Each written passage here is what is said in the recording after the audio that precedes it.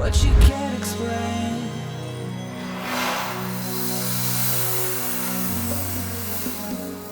It's coming back again.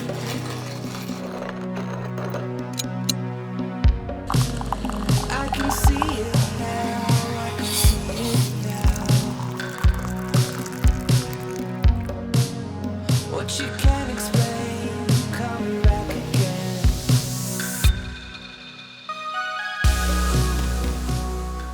Hello everybody, welcome back to my channel and thank you for joining me for another true crime video. Two brothers in the real estate industry who are known for serving ultra wealthy and famous clients like Kim Kardashian and Tommy Hilfiger, along with their brother, a private security executive, have been arrested and federally charged with sex trafficking crimes. Prosecutors allege that these three men have leveraged their wealth and influence to orchestrate and enable situations where multiple women were sexually assaulted. Over 60 women at this point, to be more specific. By the time these charges hit, the Alexander brothers, which includes 37-year-old Oren, his twin brother Elon, and their older brother, 38-year-old Tal, they were already infamous in certain circles. And we have a lot to talk about today, so let's dive right in. But first, let's have a word from the sponsor of today's video, Incogni. Thousands of companies are collecting, aggregating, and trading your personal data without you knowing anything about it. And most people are totally unaware that a data broker has their personal information. It's information like your full name, your birth date, your home address, your cell number, even things like your IP address, your court records, your shopping habits, your social security number.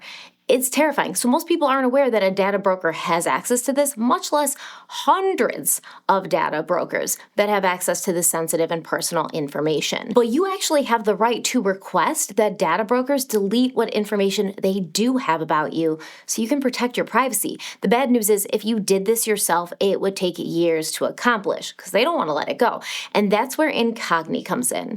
Incogni can do all the legwork for you, and they help you protect your privacy by contacting data brokers on your behalf and requesting that your personal data be removed. Incogni will even deal with their objections, and they will have objections. And I've been in a position where someone I didn't know in real life was able to figure out my home address through the internet, and that was a very scary situation.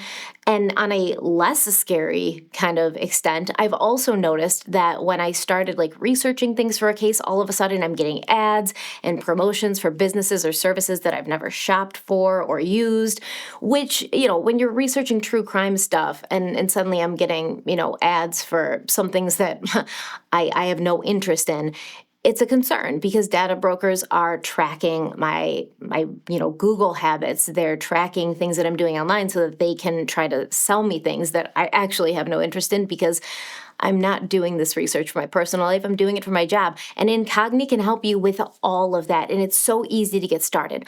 All you have to do is fill out your personal profile so Incogni knows what to search the internet for. And then you can keep track of Incogni's progress in their dashboard, which is super user-friendly and intuitive to use. And as somebody who struggles with technology and gets confused easily, if I say it's user-friendly and very intuitive, it is. It's going to show you an overview of requests sent, requests in progress, and requests completed. It also shows you all the time that you saved because you didn't have to do all this work yourself. And you can even go even deeper and see a detailed view that tells you specific details about which companies have been contacted and what the progress is on your data removal requests. Incogni has saved me time and given me peace of mind, and you too can take back your personal data with Incogni. All you have to do is go to incogni.com/stephanieharlowe and use code stephanieharlowe to get 60% off an annual Incogni plan. Take your personal data off the market today with Incogni. Once again, you can click the link in the description box below or go to incogni.com/stephanieharlowe and use code stephanieharlowe to get 60% off an annual Incogni plan. I highly suggest you do. I highly suggest you check it out. It's worth doing. Trust me, you'll be happy you did. Thank you so much to Incogni for sponsoring today's video, and let's dive in. So this case is a little complex because we have both criminal and civil charges happening. The federal government has indicted the Alexander brothers for sex trafficking schemes, and at least 17 women have filed civil lawsuits against the Alexander brothers. But before we start, a quick disclaimer. These three men have not been found guilty of anything. At this point, they have only been charged, and the details of the cases are simply allegations. For the record, I believe these women. And I don't just believe them because they're women. I believe them for a lot of reasons. There's far too many victims coming forward with stories that are far too similar to be coincidences, and while everything coming from everyone might not be true, there's no doubt in my mind that a lot of it is true based on supporting evidence and the fact that this feels like it was an open secret. Like everyone knew what was happening, but no one wanted to get involved or rock the boat, or maybe they thought it wasn't their problem. All three men have pleaded not guilty, and their lawyers have made statements to discredit the accusers and downplay their accusations. Tal Alexander's attorneys Milton Williams and Deanna Paul have called the lawsuits a cash grab, saying, quote, "For months, we've watched orchestrated efforts encouraging women to profit from past sexual experiences with the Alexander brothers. These frivolous lawsuits, filed days before the law's look-back window is set to expire, are a transparent attempt at a cash grab," end quote. And this is pretty much the opinion that all the attorneys for all three brothers share. Their narrative, their standpoint is that all of these encounters were consensual. There's no evidence that any of these women were drugged, and these women and their lawyers are lying and taking advantage of something called the Adult Survivors Act, or ASA. ASA is a New York state law that temporarily lifted the statute of limitations for certain sexual assault cases, allowing survivors of sexual abuse to file civil lawsuits against their abusers and institutions that may have enabled the abuse, regardless of when the abuse occurred. The law created a one-year look-back window from November 24th, 2022 to November 24th, 2023, during which adult survivors of sexual abuse could file lawsuits even if the statute of limitations had already expired. There was a similar law for child abuse victims passed in 2019, I believe, but ASA or the ASA was specifically intended for victims who were 18 or older at the time of their abuse. If a victim missed the ASA window, they still had other options to pursue justice if they were filing their lawsuits in New York City. In 2021, the New York City Council approved the Gender Motivated Violence Act with a filing deadline of March 2025. According to Gothamist, not all sexual assault survivors will be eligible under the city law. They would have to prove that someone used violence against them because of their gender, but the look-back window in this act mirrors the Adult Survivors Act. But as I said, it is not set to expire until March 1st, 2025. So I'm a bit confused about why these lawyers are highlighting these laws as a reason for the victims coming forward. These victims cannot bring criminal charges against their accused attackers. They can only file civil lawsuits seeking damages, and we all know how hard it is to prove abuse of this nature in general, much less in a civil court. But also, the statute of limitations in New York is already quite lengthy, and based on the timeline of the Alexander brothers' alleged crimes, many, if not most, of these cases and these accusations would still fall in that statute of limitations window, both criminally and civilly. That window is 20 years. There's other complications and sort of different context, but about 20 years. That's what you would expect to see. So a lot of these women coming forward, they're still within that statute of limitation window. Oren, Alon, and Tal Alexander have been accused of multiple crimes at this point. Now, according to the federal indictment, the three brothers have conspired in a sex trafficking scheme for at least 14 years. They conspired with other men and arranged events as well as domestic and international trips as bait to recruit, entice, and transport women whom they later sexually assaulted. Here is the U.S. Attorney for the Southern District of New York, Damian Williams, announcing the indictments against the Alexander brothers on the day that they were arrested, which was December 11th, 2024. Today I'm announcing a 3-count indictment charging 3 brothers, Alon Alexander, Oren Alexander, and Tal Alexander, with sex trafficking offenses. As alleged in the indictment, the Alexander brothers agreed together to traffic, rape, and sexually assault over a decade, multiple women. Let me say more about the charged criminal activity. The indictment alleges that between at least 2010 and at least 2021, the Alexander brothers worked together and with others to repeatedly and violently drug, sexually assault, and rape dozens of female victims. The Alexander brothers reside primarily in New York and Miami, and as alleged, Orrin and Tal Alexander were real estate agents who focus on ultra-luxury markets. Alone Alexander, who was Orrin's twin, was an executive of a private security firm owned and operated by his family. As alleged, the defendants used their wealth and positions to create and facilitate opportunities to sexually assault women. In particular, Orrin and Tal Alexander allegedly used their prominent positions in the real estate industry to induce women to come to events and parties. At those parties, and sometimes afterwards, the women were sexually assaulted by one or more of the defendants. As alleged in the indictment, for years, the Alexander brothers, sometimes with others, also arranged domestic and international trips to carry out their sex trafficking scheme. To recruit and induce women to come on the trips, they provided material benefits, things like travel to vacation destinations, luxury accommodations, and access to other high-end experiences. As alleged, the Alexander brothers met their trafficking victims through a variety of means: in person, over social media, on dating apps, and through social connections. At times, they allegedly used their social connections or the guise of starting a relationship to lure women into their orbit. The indictment alleges that after meeting their victims, the Alexander brothers would invite the victims to a vacation property or location. The Alexander brothers and other men they planned the trips with paid for the flights or accommodations for the women on these trips. And at times, the defendants handpicked the women to invite. At other times, they used paid party promoters to source women for them.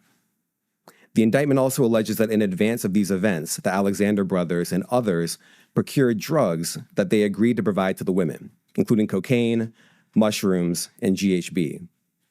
As we allege, these drugs caused some of the women to be physically unable to fight back or to escape. Then, as alleged, the Alexander brothers, sometimes acting alone, sometimes with each other, and sometimes with other men, forcibly raped and assaulted the women. So, some pretty heinous stuff, objectively. And we're going to go deeper in it, and it gets pretty bad. I also want to point out, before we go any further, that I have noticed in this case, a lot of people who talk about it are accused of being anti-Semitic based on the Alexander brothers' background and religion. And I'm here to tell you, don't pull that nonsense with me. Don't do it.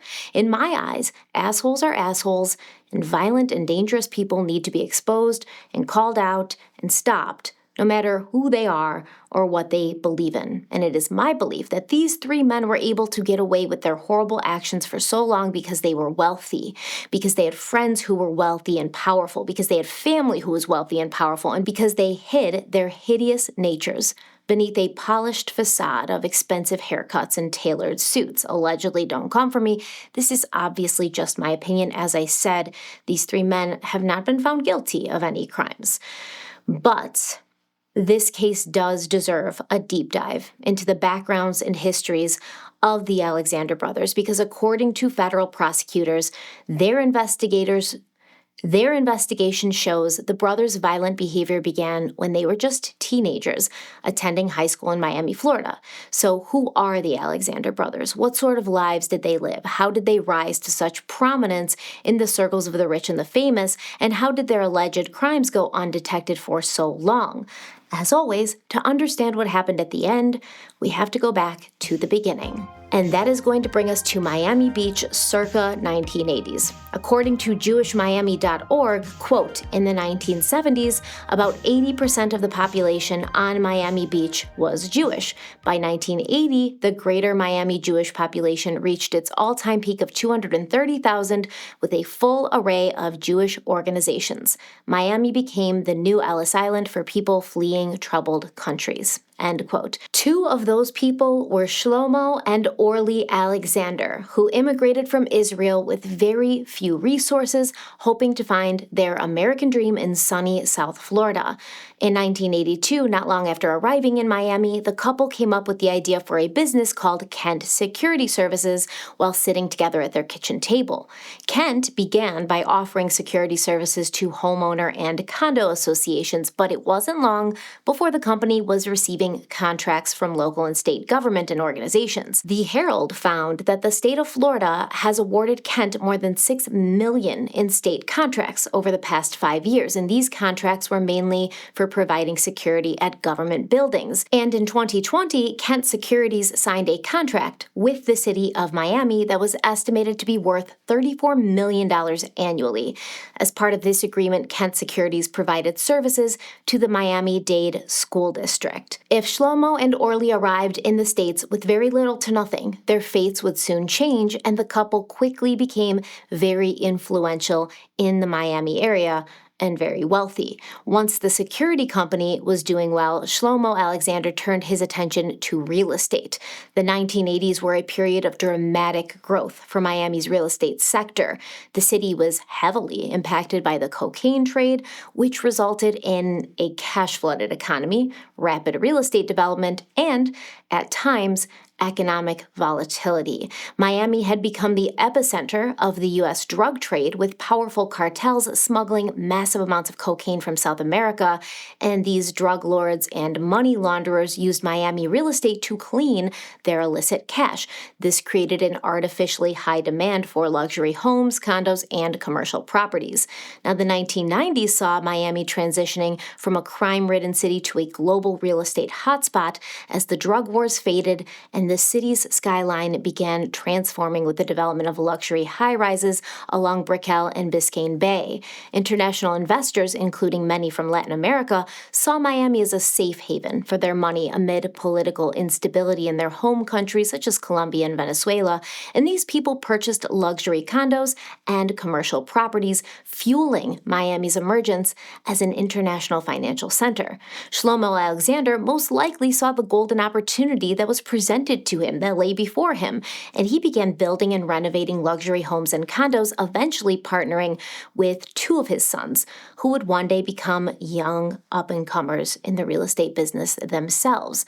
Now, Shlomo has previously stated that his sons, all three of them, got into real estate at a very early age, saying, quote, "They would run around with me when they were still kids at the construction sites, already negotiating with people," end quote. And Orrin Alexander told the New York Post in 2013, quote, "My father is a residential developer, and I started seeing his work at a very young age, checking out incredible construction and architecture while my friends were doing math homework." End quote. So Shlomo and Orly Alexander, obviously the Alexander brothers' parents, they would go on to build a multi-million-dollar business and real estate empire in Miami over the ensuing decades, and the family's holdings include waterfront mansions in Bal Harbour and Miami Beach, along with a 48-acre ranch outside of Aspen, Colorado. So what I want you to take from this is that not only were the Alexanders very wealthy in Miami, and very influential, mostly because of their wealth, but they also worked closely with the state government and the city of Miami's government. So they have contracts through their security company with Miami and with Florida. And that may play a part in the Alexander brothers' early years in Miami, which we are going to talk about in a minute. In 2008, Orrin and his older brother Tal moved to New York City together to launch their real estate careers. Now, Orrin and Elon were twins. Tal was a year older than them. So Orrin and Tal, they go on to New York City to become real estate agents, to become brokers. And I have a feeling, because these brothers were raised with so much privilege and seeing their father have so much success in business, and not really understanding the hard work that goes into that because they were just children, maybe they thought it would be easy, right? They would just show up in New York City and the money would just start rolling in. But apparently, surprise, surprise, it wasn't that simple. Orrin did secure an interview with Douglas Elliman Realty, and I'm going to come back to this after I tell you what he told the New York Post about this interview. But he told the New York Post, quote, "I always imagined that I would sign with a development firm and receive a typical starting salary and grow in the company. But it was 2008 and Lehman had just collapsed. I was so clueless that when I was introduced to Howard Lorber, the chairman of Douglas Elliman, my first question was what my salary would be. He chuckled and informed me that real estate brokers work on commission. I would be an independent contractor," end quote. So when I say that he got an interview with Douglas Elliman, which is a big brokerage firm, it really didn't work like that. He didn't go to New York and show up at their office or make connections while there or just fill out an application and hope to get a call back like anyone else. Once again, because of his family, because of who his family was, because of who his father was, he was actually introduced to Howard Lorber because Howard was in Miami looking at a property that Orrin's father owned or was developing. So this is how they met, right? It wasn't like Orrin went to New York and filled out an application and waited for a call back or, did any legwork to be able to secure this interview or this position. Some people would call this nepotism. I'm not saying I am calling it that. I'm just saying that some people would call it that. So Orrin was obviously hired, and it seemed that working on commission motivated him to go big or go home.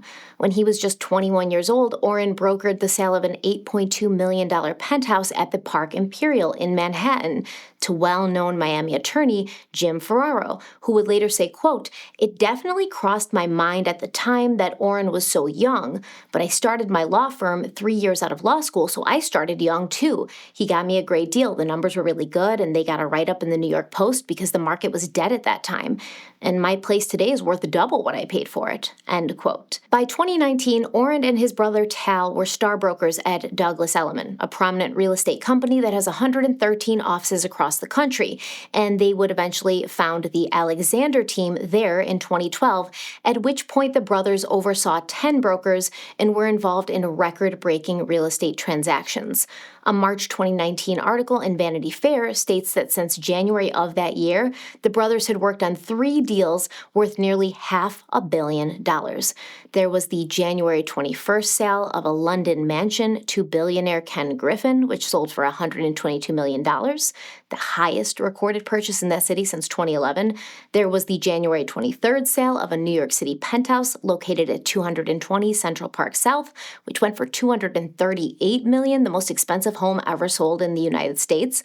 This was a property that also went to Griffin, and I had to look it up and see who this Ken Griffin person was because within a few days, this dude paid $360 million for 2 lavish homes located in completely different countries, which is outrageous to me. And I wanted to know, is he Bruce Wayne? What's the deal with Ken Griffin? And according to Forbes, Ken Griffin founded and runs Citadel, a Miami-based hedge fund firm that manages $63 billion in assets. Citadel Securities is one of Wall Street's biggest market-making firms, and it is responsible for 1 of every 4 stock trades in the U.S.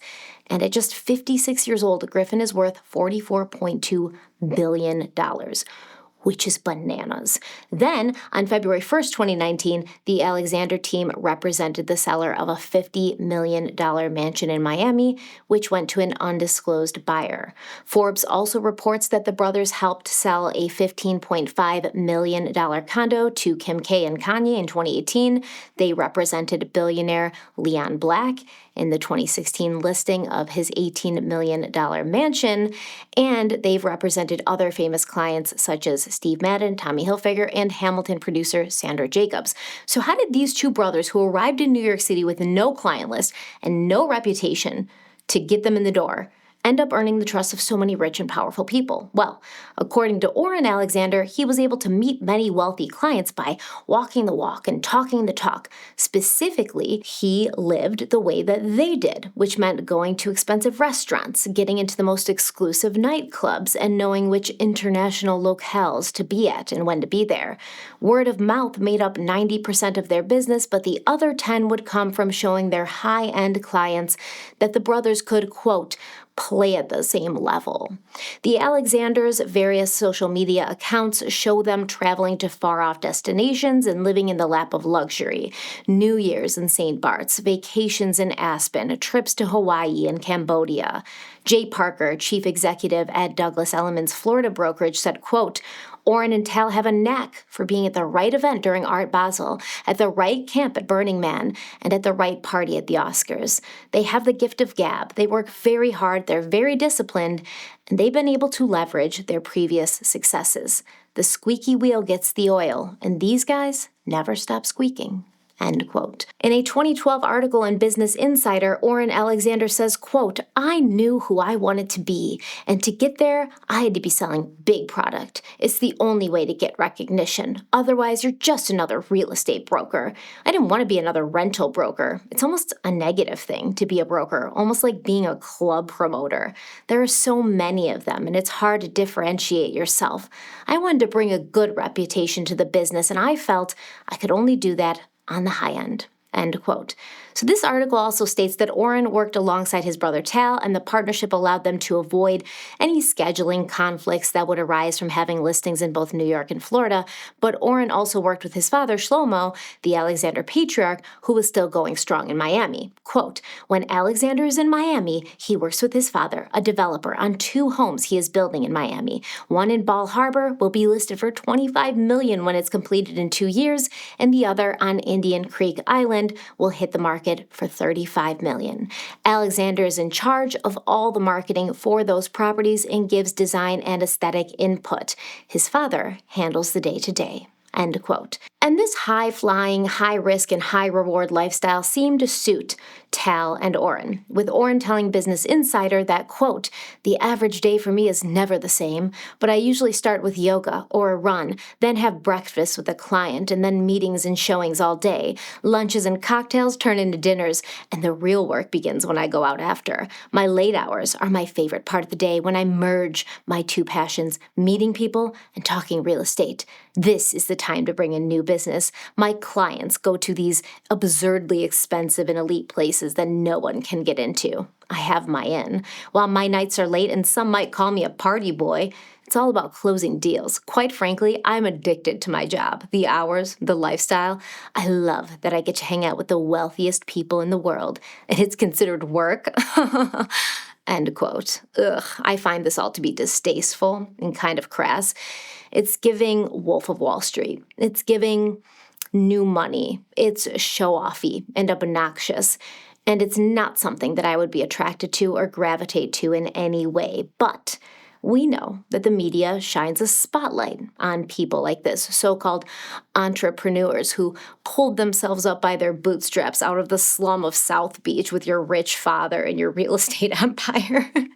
With Oren and Tal Alexander being so young and some might say attractive, I wouldn't, but some might say they were if you like that sort of finance bro aesthetic, the brothers became media darlings. In 2011, Oren and his twin brother Elon, who we haven't talked much about yet, but we will shortly, they were named 2 of New York City's hottest bachelors by Gotham magazine. And that same year, Oren was put on the Forbes 30 Under 30 list. Different media outlets reported about Oren and Tal flying on a private jet to Miami, asking the question, what is it like to be one of luxury real estate's highest rollers at age 27? They were invited to speak at events. They were followed by the paparazzi. Their birthday parties were covered, in newspapers. They were guests on legitimate news shows. This is like a red hot panel tonight. Let me tell you, Oren once sold the most expensive house in Miami's entire history, right? Some $47 million for one house. Oren, how's Miami doing? Florida was a mess. Is it coming back? There's the house you sold. There it is, Jerry. Listen, the Miami market's on fire. I'm not just talking about the Miami Heat here. We're talking about Miami real estate. On the high end specifically, we have all of the whole world's wealth out here trying to vie for some of these handful of properties. We've broken this year alone the highest recorded sale price for a condominium in Florida history for $34 million. We've hit the highest recorded sale price per foot on condominium as well as single family homes But my favorite piece of fawning garbage to come out of the media in regards to these men was a Details magazine article that wrote about Tal Alexander as if he was Jay Gatsby in the roaring 20s. Quote, "It's early on a Tuesday morning in June, and the temperature's rising fast as Tal Alexander struts into the New York City bistro Balthazar, dressed in a charcoal linen Armani suit, his white shirt unbuttoned halfway down his chest. Tal removes his sunglasses, stops at several tables to press the flesh, and joins me for a pre-viewing breakfast." End quote. Ugh. So it's like, what is this? What is this? Is this like 50 Shades of Grey part 15? Awful. While his brothers built a real estate empire, Elon Alexander graduated from the University of Maryland with a bachelor's degree in criminal justice. He also graduated from New York Law School in 2012, but by that time he'd already been working at the family business, Kent Securities, for a while. According to an article on theorg.com, quote, "Elon lives and breathes Kent Services. He grew up in the business and worked his way up through the company, following the example of his parents and his uncle, Gil Newman.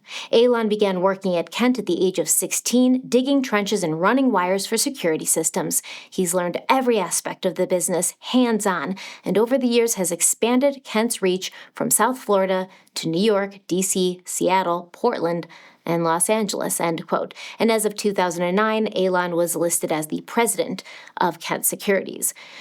So 2022 was a big year for the real estate brothers, Oren and Tal. According to the realdeal.com, Oren and Tal left Douglas Elliman after a decade to launch their own company, Official Partners, a brokerage firm. My brother and I felt that in our current position or our previous role at Douglas Elliman, we felt that we weren't having the opportunity to differentiate ourselves from the brand of Douglas Elliman. But you guys always had your own sort of philosophy about the business, right? I think the way I understand it, correct me if I'm wrong, is like travel to where the clients are, live their lifestyle, and in the process, sell some real estate. Yeah, I'm actually next week off to Dubai, and then my hometown, and then Abu Dhabi for the Formula One race, followed by the opening ceremony in Doha for the World Cup. So we felt that the brand just wasn't there with us, meaning when we were going to these events and the people that we were meeting and the clients we were meeting, we were never proud to tell them we are at Douglas Elliman. We were at the Alexander team, and that was our brand. Yeah. And that was what differentiated ourselves from the other 6,500 agents. So for us, we felt that the segment of the market that we were attacking, which was truly the top end, that the brand just wasn't there with us because they were spread too thin. In March of 2024, Official Partners launched an office in Aspen, and the road ahead was paved in gold for the Alexander family. That was until December of 2024, when Oren, Tal, and Elon were all arrested and federally charged with sex trafficking offenses. In a letter filed on December 11th, 2024, the date of the arrests, United States Attorney Damian Williams asserted, quote, "For approximately 2 decades, the Alexander brothers have sexually assaulted, trafficked, and forcibly raped dozens of women. After relying on their substantial wealth and connections to carry out and conceal their crimes for years, all 3 defendants now face charges carrying potential sentences in prison of 15 years to life." End quote. That letter also goes on to say that for more than 20 years, the brothers, together and alone, repeatedly and violently raped and sexually assaulted multiple victims, and law enforcement had interviewed dozens of women who had reported experiencing these crimes at the hands of at least one of the Alexander brothers, and oftentimes at the hands of 2 or more of them, and oftentimes after being drugged. Quote, "Evidence from the investigation, including multiple victim and witness accounts, shows that the Alexander brothers began engaging in acts of sexual violence, including gang rapes, while still in high school in Miami, Florida. The government has interviewed multiple women who report being raped by at least one of the brothers in high school in the early 2000s, including victims who were raped by groups of boys, including the Alexander brothers. Several of these victims were given alcohol by one of the defendants or other individuals who participated in the sexual assaults.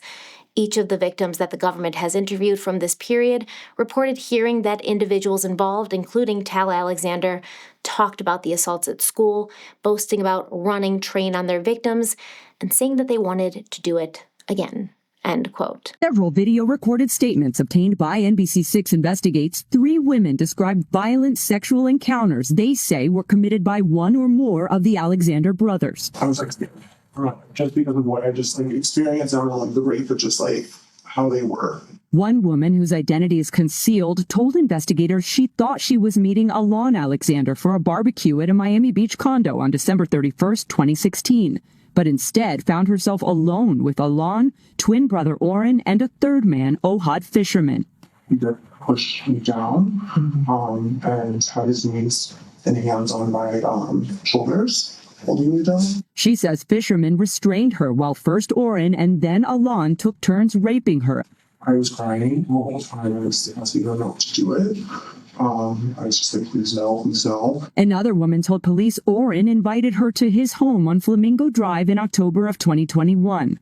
I start pulling away, and as I'm pulling away, he starts to get more aggressive, kissing me more strongly, holding me firmly, and he ripped the top of my dress. She says what started as a flirtatious encounter ended with him assaulting her. He pushed me to his bed, and I laid there stiff, like in shock, and he got on top of me. The woman who says she was attacked in 2016 confided in friends and family, according to the report, but she told investigators she was afraid of the brothers and to report what happened to police at the time. They just had this like eerie presence about them. It was just like a very, very, very scary. A third woman described meeting up with Oren in October of 2017 when she says he invited her to his place for a glass of wine. I remember he was on the back of my dress, and I was on the bed, and I got scared, and I said, no, I'm not ready for this. She says at one point she began to feel weak and a loss of control over her own body. That's when she stated he assaulted her.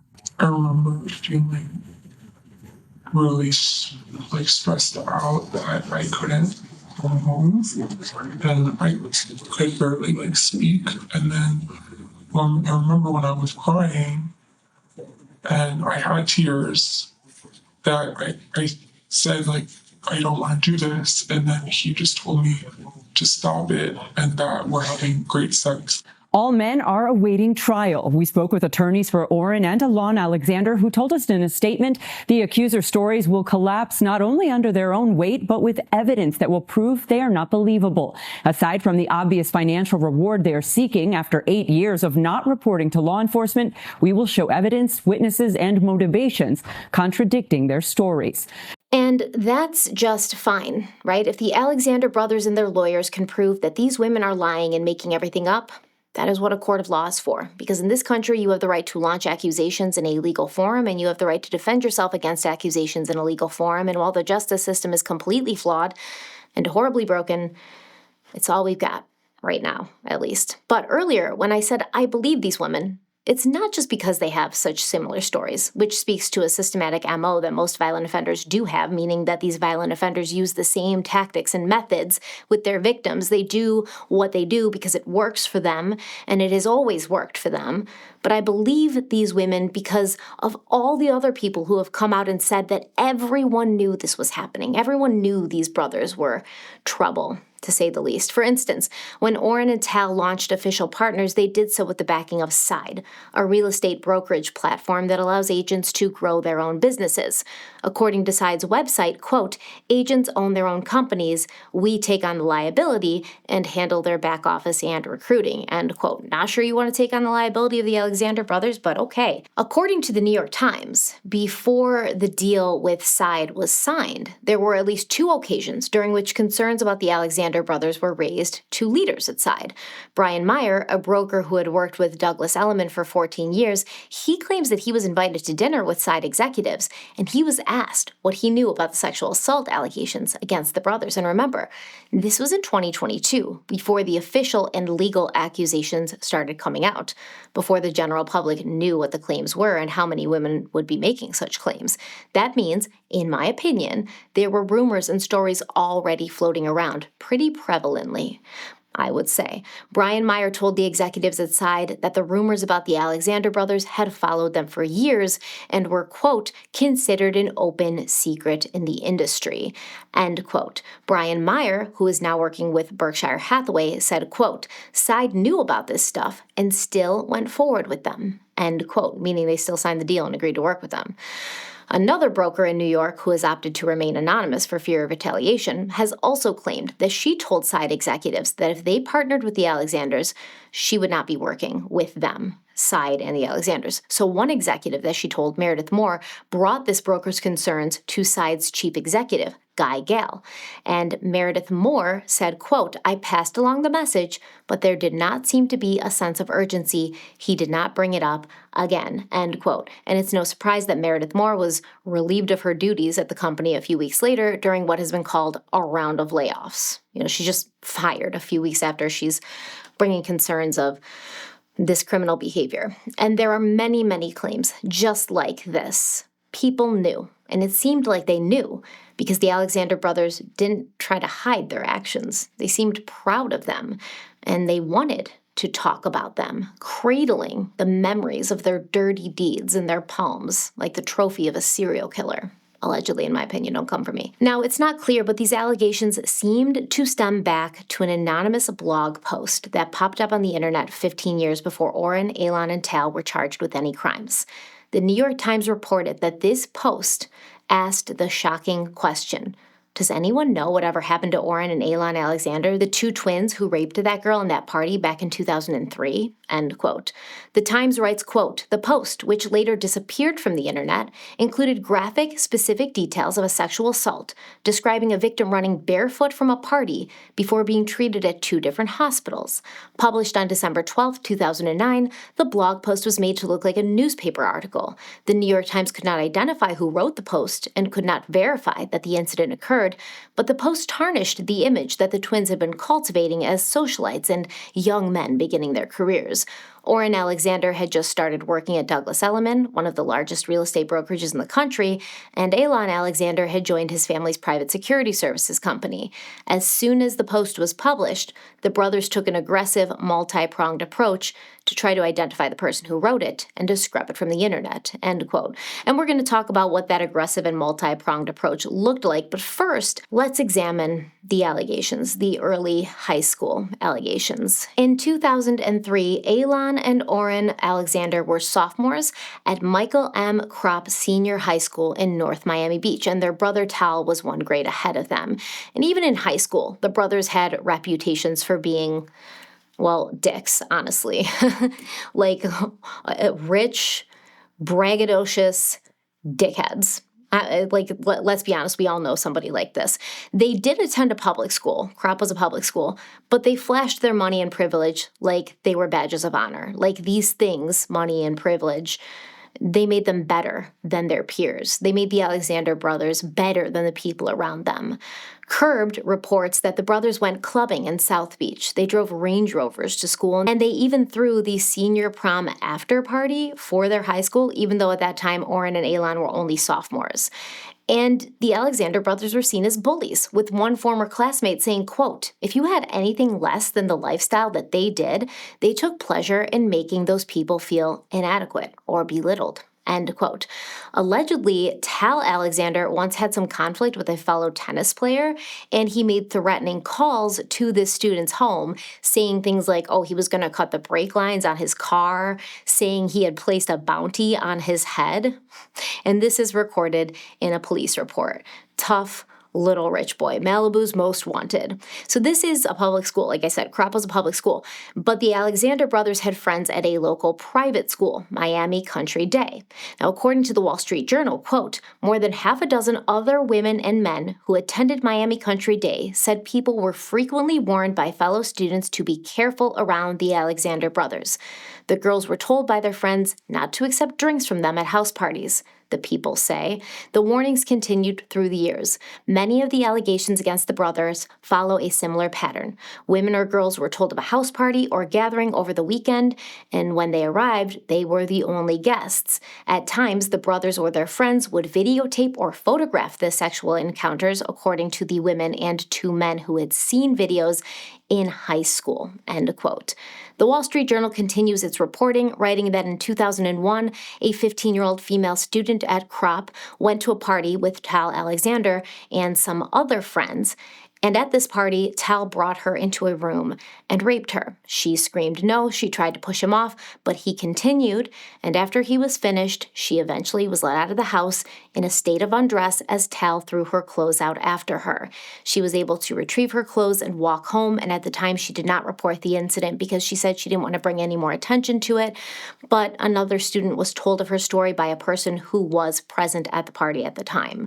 In 2003, a 14-year-old girl alleged that she too was raped by multiple boys, including Oren and Elon Alexander. The Wall Street Journal reported, quote, she was pushed down on a bed and the boys held her arms and legs in an X shape. She remembers struggling and didn't know what to do, so she tried to play along. They tried to take her pants off. She remembers seeing a camcorder. Someone opened the door. She ran out. 2 friends of the woman confirmed her account, which she shared with them at the time, end quote. There's a heavily redacted police report dated March 10th, 2003, that goes into some more detail. So remember, these 2 first victims that we're talking about are 15 years old and 14 years old. It's very understandable why, if something like this happened, that they wouldn't necessarily want to make a big deal of it at the time, that they wouldn't want to go to the police right away, things like that. They were very young, and it would be considered for them, even though it's not. I don't want it to get it twisted. I don't want anybody to think that I'm saying this, but in their perception, they would be ashamed of it. They would be wondering if it was their fault, if they'd done anything to encourage it, things like that. These are the ideas and thoughts that go through the brain of somebody who's a victim of sexual assault, especially when you're very young. So in the police report, it says that the teenage victim, this is the 14-year-old, had purchased 10 Xanax bars at school on the day of the incident. And then after school, when her father was not home, she smoked weed with a friend and took one of the Xanax bars. I didn't know what a Xanax bar was, so I looked it up. It's a slang term for a high-dose Xanax tablet, typically 2 milligrams in strength. So she and her friend then made arrangements to go to this party where the Alexander brothers were, and when they arrived, they walked into the kitchen where she put her Xanax bars on the kitchen counter and noticed that there was other Xanax bars already there. She then ingested an unknown quantity of Xanax and entered a bedroom with someone whose name was redacted in the report, but is likely one of the Alexander brothers, right? There has been other reporting where it says it was the Alexander brothers, but in this police report, it is redacted. So the teenage victim and this person who brought her into this bedroom, they had sex, but she couldn't remember if she had wanted to have sex with him. And after they were done, she got dressed and 2 other males entered the room. She could not recall if she had sex with them, but she does remember leaving the room and re-entering again, at which point she dozed off next to someone whose name is redacted, at which time she asked for alcohol. Someone brought her a drink. And then she had sex with someone whose name is redacted. Ultimately, the victim engaged in sexual activities with multiple males, but later expressed uncertainty about whether she had consented. Her father later found her at this residence. She was in a bathtub, and he took her to Adventura Hospital where she tested positive for Xanax and marijuana. The incident was reported to school authorities, leading to police investigation, during which the victim indicated she had been under the influence of many substances and could not recall a lot of details, but she mentioned feeling that the males took advantage of her condition. She identified several individuals using the school yearbook, and the authorities questioned the male students about that night. Several males admitted to having consensual sexual intercourse with the victim, but they denied forcing or coercing her into any activities. This is a 14-year-old girl who was clearly intoxicated by multiple substances. But, they didn't force it or coerce it or anything. So this 14-year-old girl did end up leaving her underwear and purse at the house where the assault allegedly happened, and the following Monday, a group of boys approached her at school and returned her purse to her, at which point she began crying. A security guard approached. He brought her to the school guidance counselor. The Wall Street Journal reported, quote, the North Miami Beach Police Department investigated the incident, interviewing several male students, including Oren and Elon. According to the report, besides her Xanax consumption, the freshman was also given an unknown alcoholic beverage while at the house. She was later accompanied by a detective to the Jackson Memorial Hospital's Rape Treatment Center and examined by a doctor. They brought their findings to the Miami-Dade State Attorney's Sexual Battery Unit. An assistant state attorney at the time dismissed it, due to the inconsistencies of the statements made by the victim, contradicting witnesses, insufficient evidence, and the fact that the defendants admitted to having sexual intercourse with the victim. According to the report, the attorney has since died, end quote, the attorney that dismissed this case. Another woman who attended high school with the brothers claimed that in the summer of 2005, during Alon and Oren's senior year, she attended a party at their home. She said that Oren and Alon locked them all in a bedroom together, and then Oren sexually assaulted her while the others watched. She told her father about what had happened. He took her to the police station to file a report, but she did not end up pressing charges. Although the victim in this incident has asked to remain anonymous, a classmate at the time, Rose Martinez, also attended the party, and she said she saw the victim directly after her attack. Rose even helped this young woman get home that night. Rose Martinez told the New York Times, quote, "Everyone has been too scared to say anything. They held a lot of weight, especially in Miami," end quote. And like I said, it seems that the Alexander brothers were not shy about what they had done. Some might even say they were proud. Curbed reports, quote, "The girls at Crop and the nearby private schools in Miami were routinely warned by their brothers, by their friends, and even, one Ball Harbor resident says, by police officers, to be careful at parties with the Alexanders. If they ended up at one, they were told they should never put down their drinks. It was all rumor and speculation until it wasn't. Before the twins graduated, a recording began circulating at school. It allegedly showed the pair with a female classmate.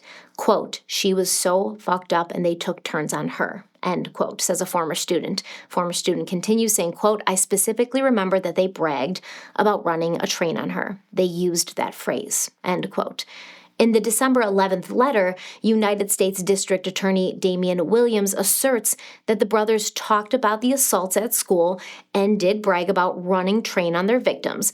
And in his high school senior yearbook, when Oren Alexander was asked what his most memorable moment at Crop had been, his response was, quote, riding my first choo-choo train, end quote. According to former classmates, there was a sense that the Alexanders were untouchable, and someone who knew one of the girls who had been assaulted said, quote, people were called in to guidance counselors, it had gotten to the teachers, did everyone just forget about this? I remember being pissed, really, really upset, thinking like, what the fuck is going on, end quote.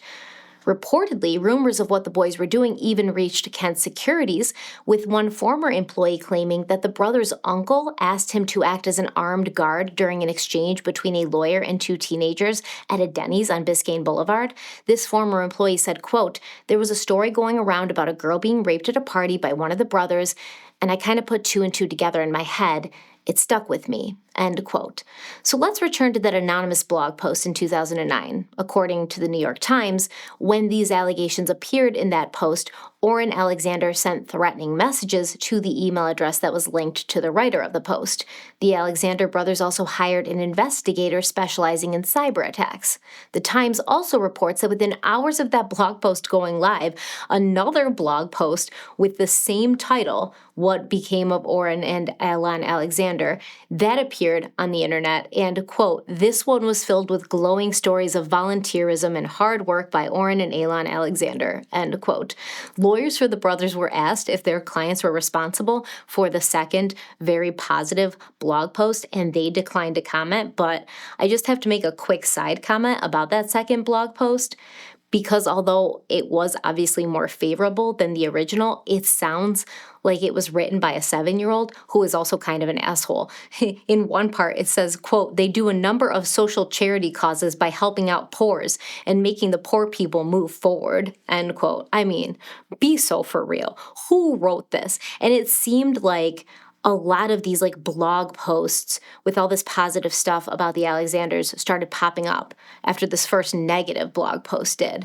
And so I wonder if they like hired some like overseas kind of like bot people to start just banging out all of these blog posts and flooding the internet with positive stuff, because like, who wrote that? Come on, who wrote that? So Oren Alexander, like I said, he started to send emails to the email address associated with the writer. And on July 17th, 2010, at 1:56 a.m., Oren wrote, quote, we got your IP address. We went easy on you before. That's it. Ha! End quote. Now, the blogger actually responded shortly after at 2:04 a.m. And the blogger responded, quote, do you remember the rape? end quote. The New York Times reports that Oren and the blogger sent back and forth at least 14 emails, and the conversation became tense. Now, it appeared that Oren believed the anonymous blogger was someone he had attended high school with, maybe somebody who had accused him of doing something, uncouth, because Oren says he's going to, quote, have a talk with your parents, end quote. I'm going to have a talk with your parents. And the blogger responded basically saying, like, I don't think you know who I am. Like, I don't think you know who you're talking to. Maybe as in, like, hey, I'm not the person you think I am, or maybe, hey, like, I'm not the one. You better stop threatening me because I know about you. I don't know which way the anonymous blogger meant it, but either way, the blogger wrote back, quote, what's the matter? Lost count of all your victims? End quote. Now, at the time of this correspondence, Oren Alexander did not know who he was talking to. He did not know the IP address of this anonymous blogger because in January of 2011, the brothers reached out to Glenn Dardick, who was the private investigator, the one who'd been able to figure out the email address to begin with, and they asked, hey, you figured out the email address. Do you think you can find out what the IP address is? So obviously, when Oren was talking to this blogger and being like, we have your IP address, we know who you are, we're going to get you, he didn't know shit.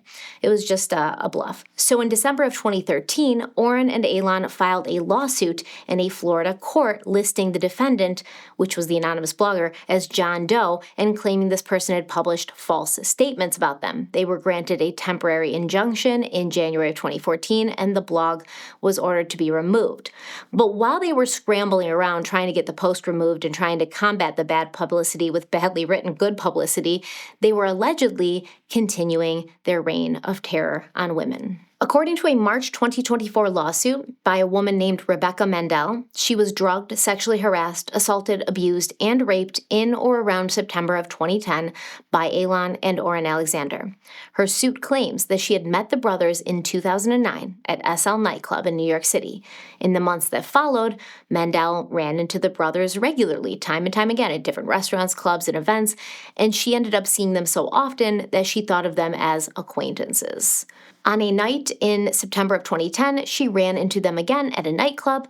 They started talking. Elon brought her a drink. And I said brought her a drink purposely because he didn't just buy the drink. He asked if she wanted a drink. She said yes. He disappeared for several minutes, returned with the drink. So she never actually saw him order it, nor did she see it handed to him before he handed it to her. There was enough time for him to do something with the drink, to tamper with the drink, to put something in the drink, if you know what I mean. And this is, once again, an MO. Now, this was the only drink Rebecca Mandel had consumed that night, and she claimed that shortly after finishing it, she began to feel lightheaded, and her memory became hazy. Elon and Oren then took Rebecca to a party they said that their friend was throwing. They got a cab, got inside, and drove to an apartment building in Chelsea where this alleged party was happening. The lawsuit says, quote, as defendants and plaintiff entered the building and made their way to the apartment door, plaintiff sensed something was wrong. The hallway was silent. There was no music, no voices, nothing that would indicate a party was being held at this location. At this moment, plaintiff realized she had been deceived. She'd been taken to the defendant's apartment, end quote. Rebecca said that she was upset, right? She's like, you said you're bringing me to a party, but you're bringing me to your apartment. She wanted to leave, but the Alexander brothers told her, oh, don't worry. We're just going to hang out for a little while. Don't leave. We're sorry, blah, blah, blah. So Rebecca entered the apartment. She asserts that within minutes of being inside, their hands were all over her, and then they took turns raping her while the other brother held her down. Rebecca Mandel was just 18 years old at the time of this alleged incident. On October 16th, 2010, a woman named Jessica Cohen, who was an award-winning, very successful Douglas Elliman agent, she attended a birthday party at the Core Club in Manhattan where she joined Oren, Elon, and Tal Alexander for a drink. Now, Jessica's important because it has been suggested that the Alexander brothers have an animus towards women, meaning they hate women, basically, right? They feel spiteful and resentful towards them. Sexual violence is never about sexual desire. It's always about power, control, and entitlement. Many rapists seek to assert dominance and control over their victims, using sexual violence as a tool to degrade, humiliate, and exert power. Basically, it's a tactic to put women in their place, and some men use it as a form of punishment for women who assert independence, reject them, or challenge their male authority. Now, this is not me pulling claims out of my ass. Go ahead and read the multiple studies done and papers written about this topic. See how many abusive and incarcerated men have said this exact thing. Because they've done studies, they'll go to prisons or like men's support groups and stuff for men who have been physically and sexually abusive, and they'll take polls and they'll say, hey, well, why did you do this? What motivates you to put your hands on a woman, to force yourself on a woman? What is it? And they will say, like, oh, well, she's got to be put in her place. She's got to be, make sure she knows to stay in her lane. She can't feel like she's better than me. She can't feel like she's smarter than me. And she'll get away with too much. So I have to keep her down in a place where I feel comfortable with her being. It's true. It's true. They say these things, even if it does sound horrible, even if it does make you feel very uncomfortable. It's absolutely true. So that's going to bring me to the Bravo reality television series $1 Million Listing. In 2010, the network decided to bring their show, which was usually based in Los Angeles, to New York City. And of course, Oren Alexander auditioned to be on the show. Angela Weingard, the casting director, she says that Oren auditioned as a jet-setter playboy type. And she said, quote, I had him come up to one of his properties in a fancy car and get out and go on dates and stuff like that. He really wanted to be on the show, end quote. Ultimately, Oren was not cast for $1 Million Listing. Weingard said he was attractive, but not charismatic, all flash and no substance, some might say. A Potemkin village of a human being, some might say. Of course, Oren would later say that he had turned the show down. He said it wasn't in line with the Alexander brand. He didn't really care about reality television anyways. You didn't fire me, I quit. This is also, I think, a character issue or a part of his character that needs to be highlighted, which is a very, very insistent manner of making sure that nobody ever thinks you were rejected for anything, right? Because you're too good for that. You do the rejecting. You don't get rejected. But obviously, I think it's fairly obvious in my opinion that Oren wanted that spot on $1 Million Listing. And obviously, he would be salty about not being chosen, and maybe he would feel some sort of way about those who were chosen. 4 other New York brokers were chosen instead. One of those, and the only woman, was Jessica Cohen. So a few weeks after signing her contract with Bravo, Cohen attended the birthday party of Michael Lorber at Core Club on East 55th Street. We've already briefly talked about Michael Lorber, and we're going to talk more about him in a minute. That night, she said she was feeling a little anxious. She said, quote, I was nervous because I had been chosen, and I heard Oren was upset about it, end quote. Of course he was. Although she has no memory of the following 5 hours, time-stamped pictures taken by a friend show that she was with all 3 Alexander brothers late into the night. The New York Times reports that in one of these photos, Cohen is seen passed out on Tal Alexander's shoulder holding his hand. The last memory that Jessica Cohen has from that night was being handed a drink by one of the brothers, and then they all boarded a private bus to attend an after party. Jessica Cohen woke up after midnight at Mount Sinai Hospital in Manhattan. The New York Times reported, quote, her vomit-covered clothes had been removed. A bystander had found her alone on the street and called 911, according to a medical report reviewed by the Times. Miss Cohen said that what she felt was very different than any alcohol-induced stupor. Quote, I woke up feeling like I came out of general anesthesia, end quote. For several days, Ms. Cohen struggled to piece together what had happened that evening, describing the details she could recall to a few colleagues, including Dottie Herman, Douglas Elliman's vice chairwoman, end quote. Of course, Douglas Elliman claims that Dottie, Miss Herman, has no recollection of speaking with Jessica Cohen about these allegations. Jessica Cohen said that 3 weeks later she was at an event for Gotham magazine when Tal Alexander walked up to her, took a drink out of her hand, and told her, you need to be careful with people's reputations. And this was a comment that she obviously interpreted as a threat. Now, a few years after this, in 2012, Jessica Cohen was playing chess with Howard Lorber, the president and chief executive of Douglas Elliman, where Jessica worked, where Oren and Elon Alexander were also employed.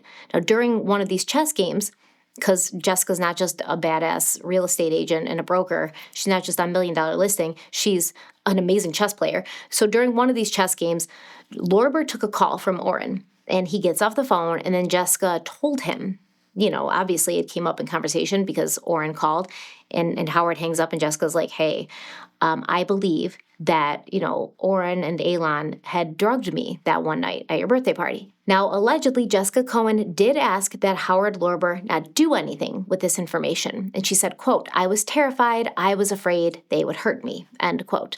Douglas Elliman has given a statement about this claim, confirming that Howard Lorber recalled this conversation, but that Miss Cohen had claimed she did not remember exactly what had happened that evening, and, quote, she insisted on absolute confidentiality. Douglas Elliman respected her wishes, end quote. Oh, I'm glad you respected her wishes. You were not so concerned about protecting her, though, right? Moving on to the summer of 2011, when galleryist Lindsay Acree was a guest at a party in the Hamptons along with Tal Alexander. She says she consumed one glass of wine, and from that point on, the following events were all a blur. She said she has some memory of being pinned down in the sauna by Tal Alexander along with another man she had met for the first time at that party, but for at least 24 hours, her memory was just blurry and mostly gone. She said, quote, I have no idea what happened to me. I have no idea what happened to my body, end quote. Let's move on to May of 2012, when an individual named Kate Whiteman claims she was attacked by the Alexander brothers. According to her complaint, Kate Whiteman had met Orrin Alexander in New York in 2008. He'd asked her out repeatedly, but she denied him every time, which is not smart to do, apparently, to a man who cannot stand rejection and who cannot live in a world where rejection is a part of his reality. Allegedly, just my opinion.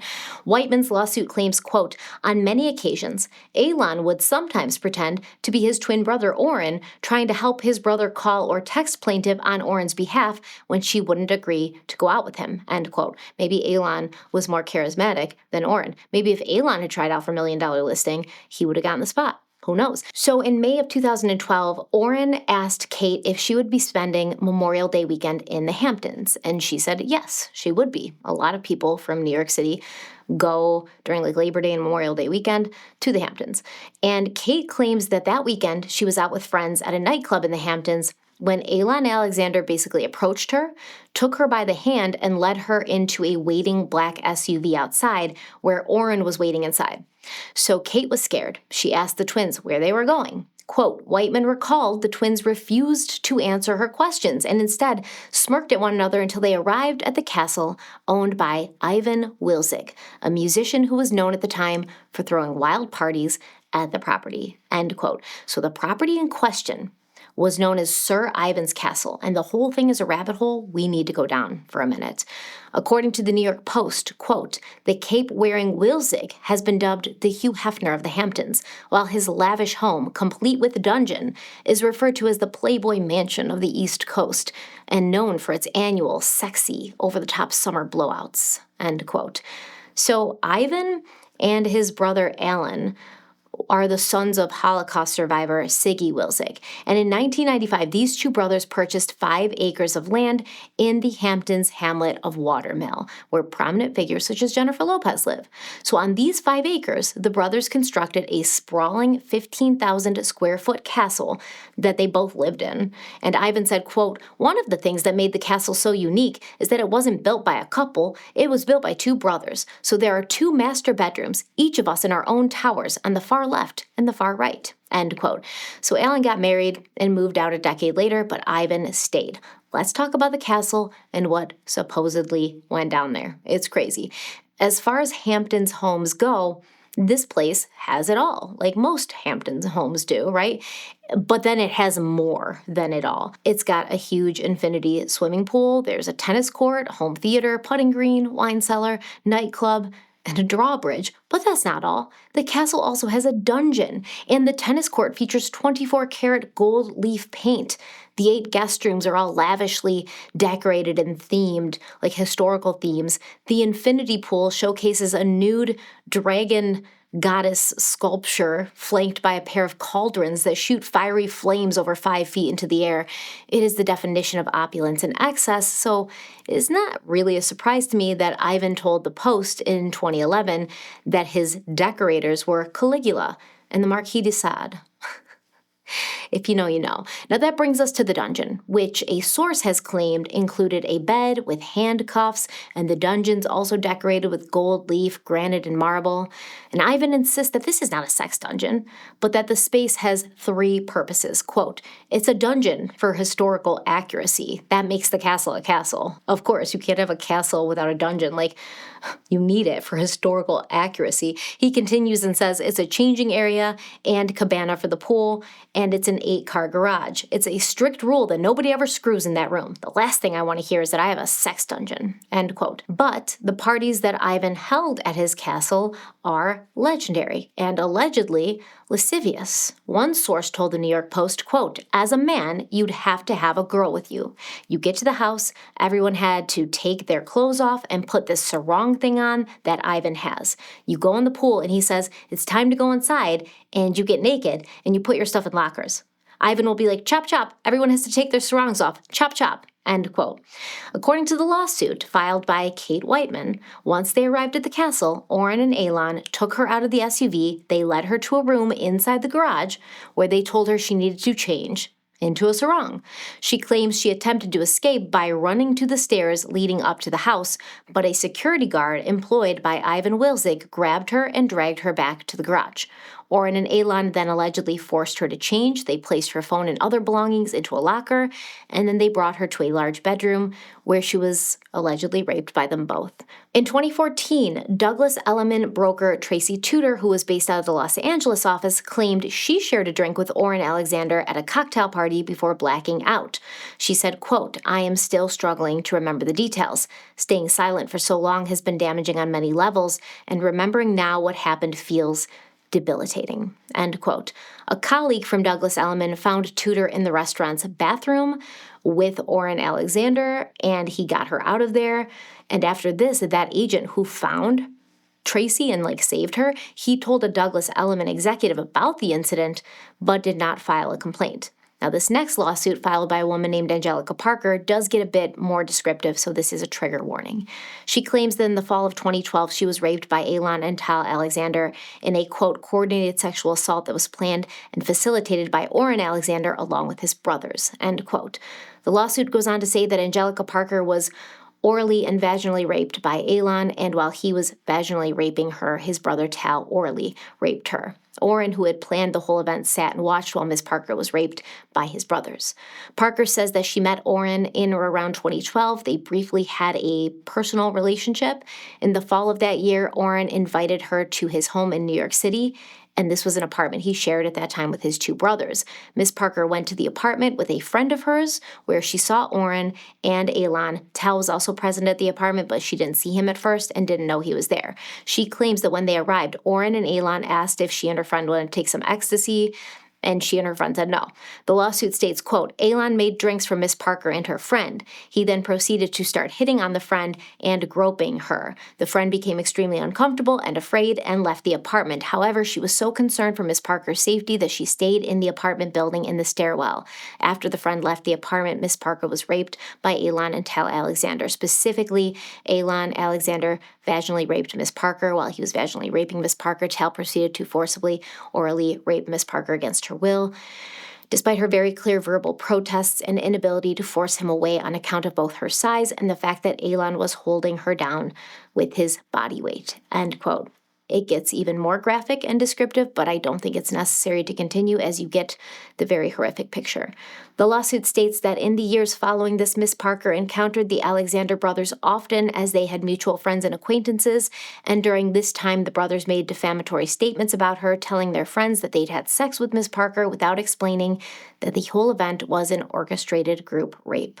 Angelica Parker further asserts that years later, Tal barged in on her while she was alone in the guest room of a house that they were both staying at, and he attempted to assault her again. Angelica began screaming and making noises that others in the house would be able to hear, and this prompted Tal to begin calling her the King's Rat because apparently she was responsible for getting him kicked out and removed from the house that night.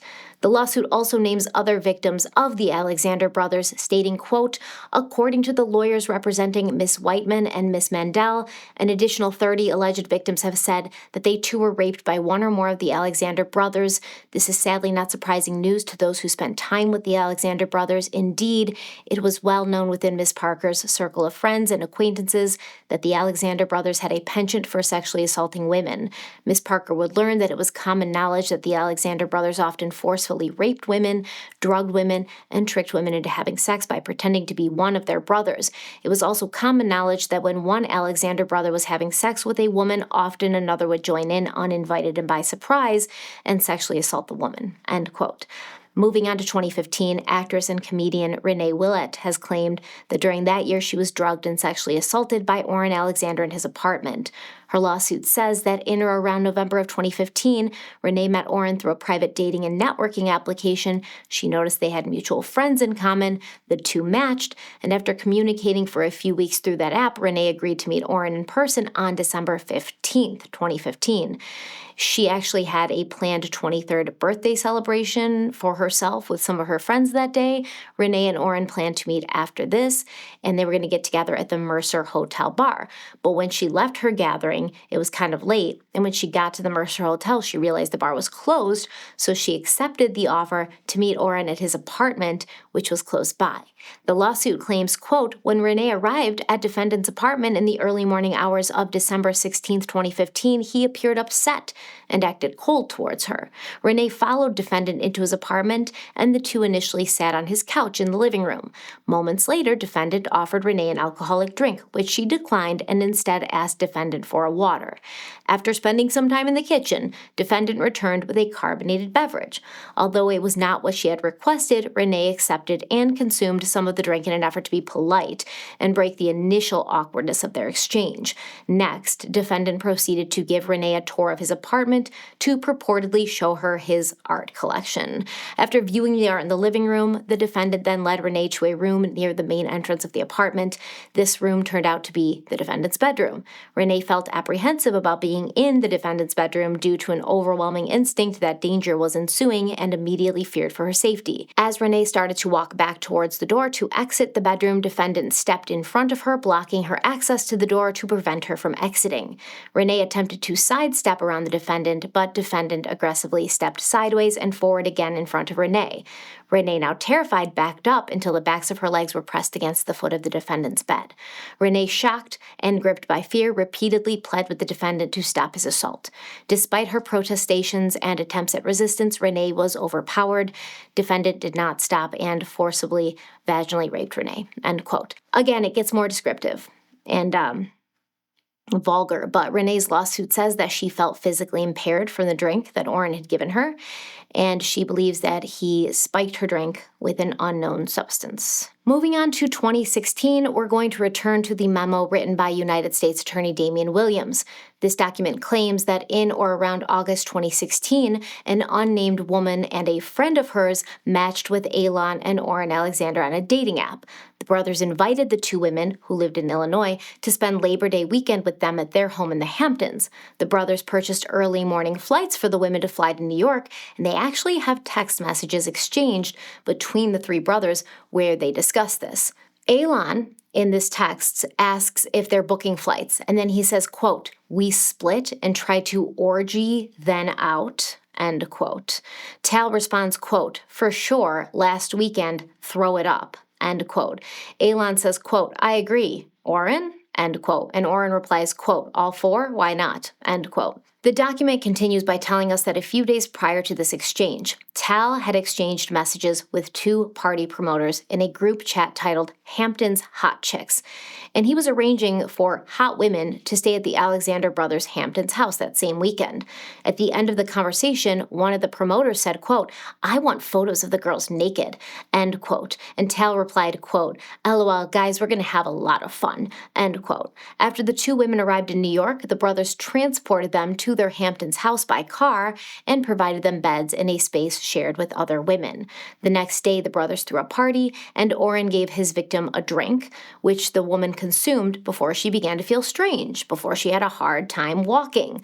Quote, "Alon assisted victim 2 inside the house and took her to a bedroom to lie down. Sometime later, victim 2 woke up when Orrin entered the room.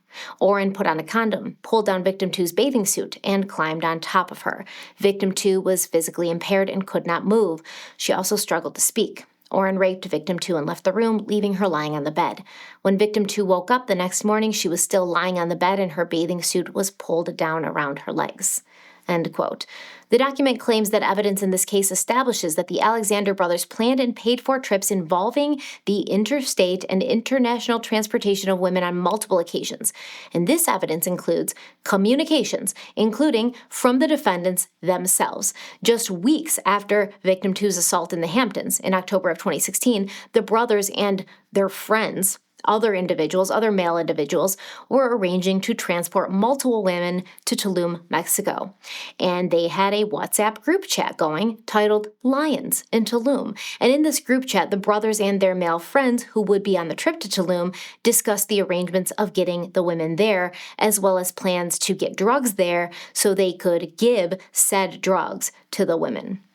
On October 3rd, an unnamed man in this group chat wrote, quote, "Going to start collecting for the pot to fly bitches down," end quote.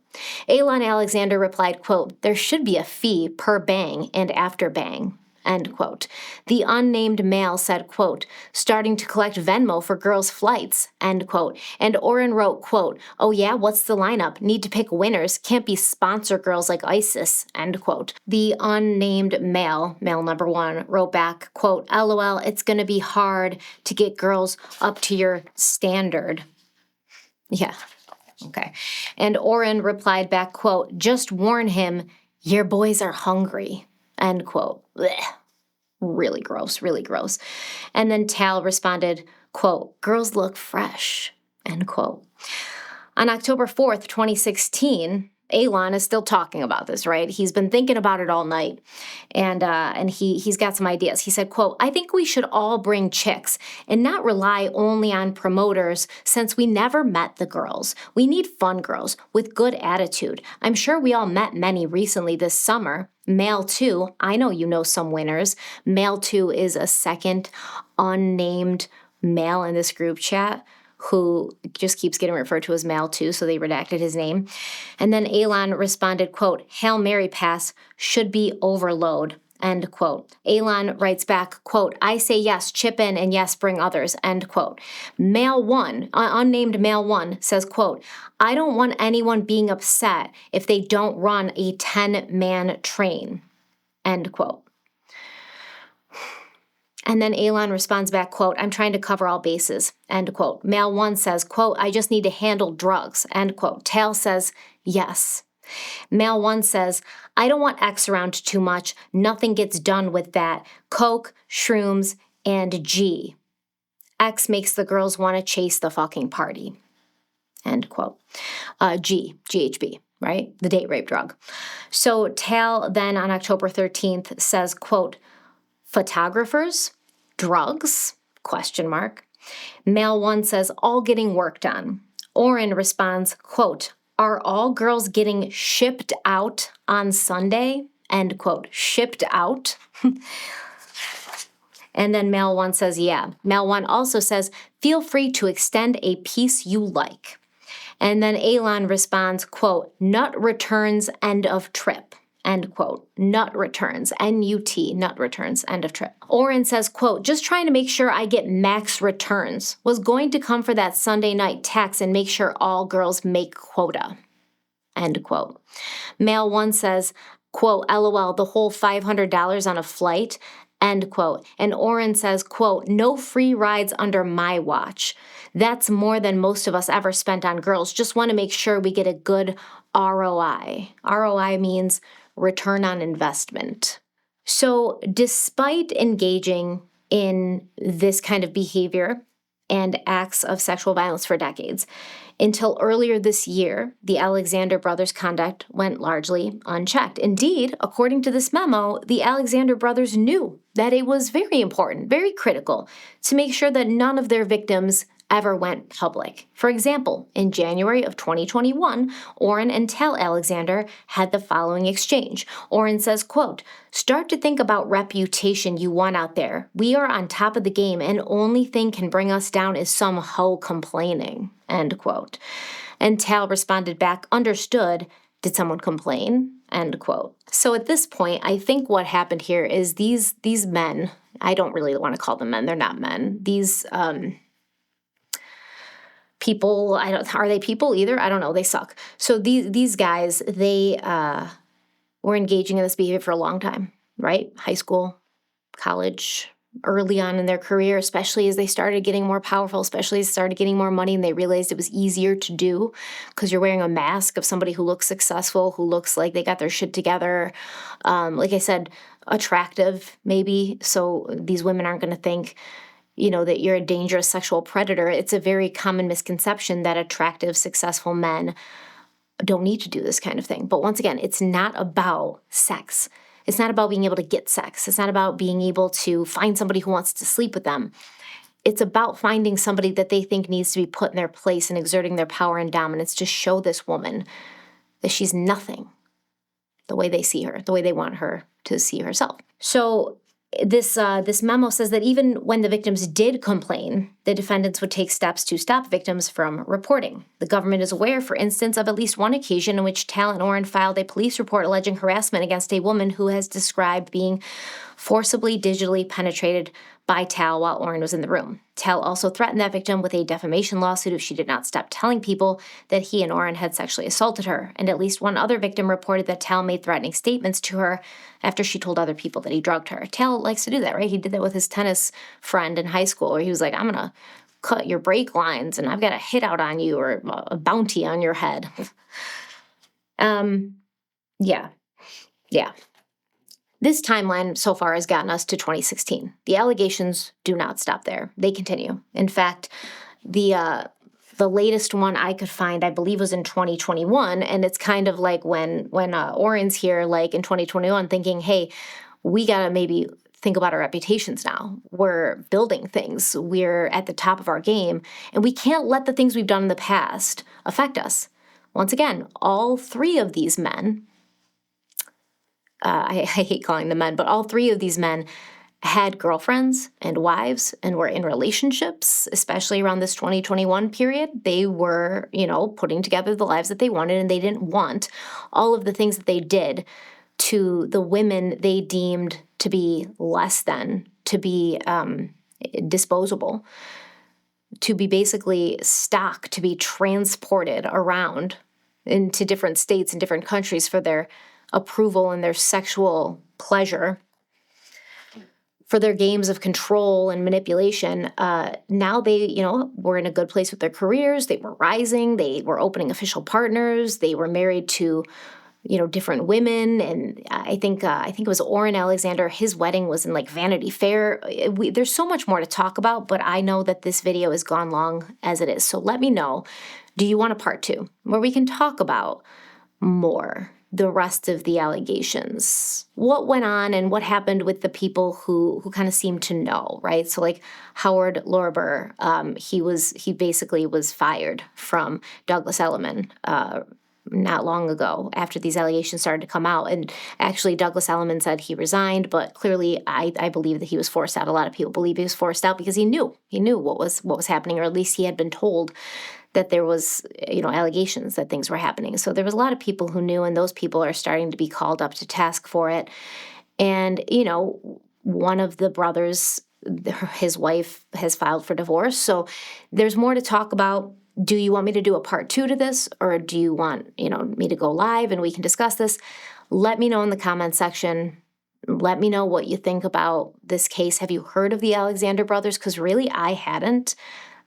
It was sent to me by somebody who has some personal relationships with some people involved in this case, somebody who was aware of it and was thinking it wasn't getting enough media coverage. And I tend to agree because it had not hit my radar. But have you guys heard of this case? Let me know in the comment section.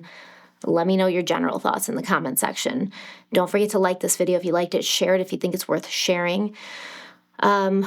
Subscribe if you haven't already. This was a heavy one. This was a heavy one to cover. So I'm going to take my leave of you now, but thank you so much for being here. Stay kind, stay beautiful, stay safe. I'll see you very, very soon. Bye.